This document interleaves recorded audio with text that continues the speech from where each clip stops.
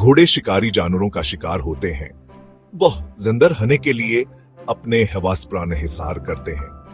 बेनाई खुना उनके लिए एक बेहतरीन तब्दीली है, लेकिन मुनासिब तरबीत के साथ अंधे घोड़े भी पूरी जिंदगी गुजार सकते हैं। इस तरबीत के लिए सब्र, समझा व एक खास किस्म के राब्ते की जरूरत होती है।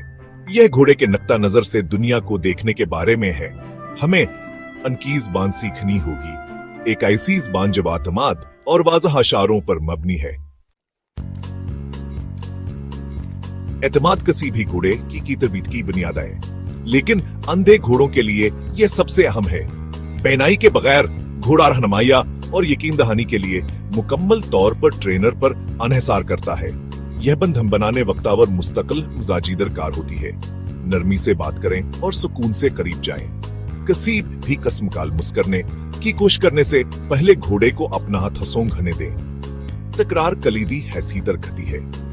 वाकिफ मामूलात घोड़े के लिए एक महफूज और मुतवक्के माहौल बनाते हैं, एतमाद को मजबूत करते हैं।